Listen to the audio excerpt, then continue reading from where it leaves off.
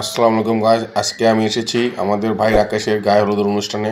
আজকে আমি এসেছি এই হলুদের অনুষ্ঠানে অংশগ্রহণ করতে। আমাদের ভাই রাকেশকে কেমন লাগছে একটু অবশ্যই লাইক শেয়ার কমেন্টস করে জানাবেন। রাকেশ ভাই শরম পাচ্ছে, রাকেশ ভাই লজ্জা পাচ্ছে। আসলে রাকেশ ভাইয়ের প্রথম বিয়ে তো তাই।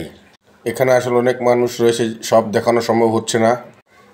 ও এটাও বলতে ভুলে গিয়েছিলাম, উনি কিন্তু একজন বিশিষ্ট ক্রিকেট খেলোয়াড়, উনি টেনিসে ভালো খেলেন। এখানে সব বাচ্চারা খাচ্ছে। এই যে আমার মেয়ে সোয়ামনি, সোয়ামনি সবাইকে হাই বলো।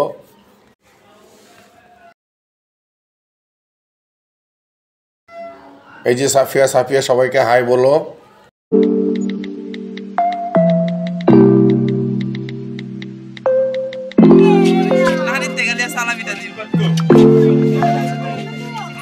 দেখ সবাইকে বাচ্চাকে প্রিজার্ভ করে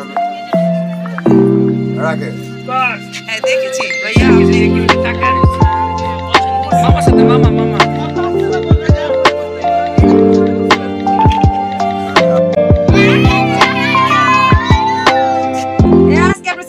আমি জুম্মার নামাজ পড়ে চলে আসলাম মসজিদে।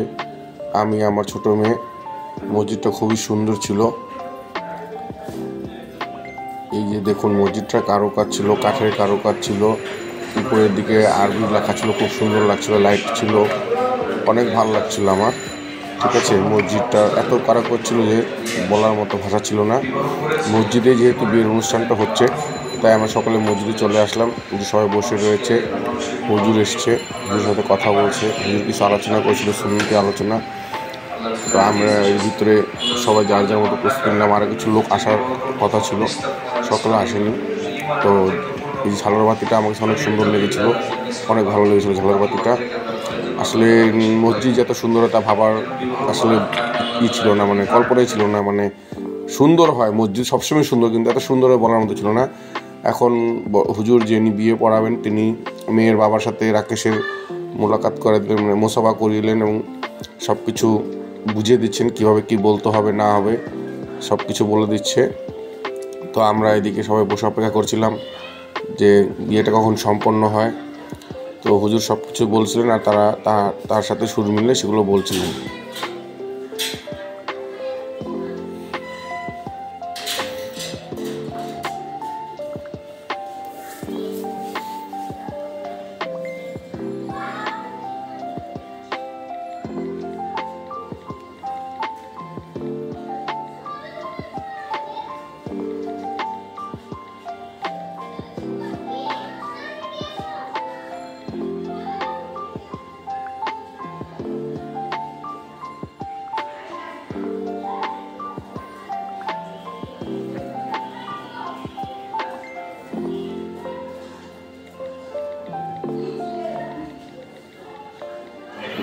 বিয়ে শেষে এখন সবাই মোনাজাত করলো, মোনাজাত হচ্ছে তাদের সংসার সুখে শান্তির জন্য সবাই দোয়া করছিল।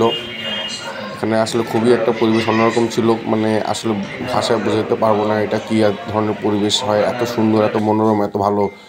এখন বিয়ে সম্পূর্ণ, সবাইকে সালাম দিয়ে রাকেশ এখন তার বন্ধুবান্ধব সবাই মিলে খেজুর বিতরণ শুরু করলো সবাইকে।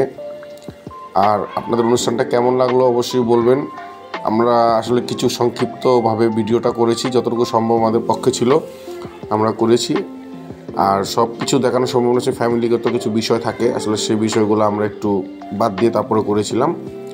তো সবাই দোয়া করবেন ইনশাল্লাহ তাদের সংসার জীবন যেন সুখী সম্পন্ন হয় এবং তারা যেন ধৈর্য সহকারে জীবনযাপন করতে পারে এবং তারা যেন মিলেমিশে থাকে।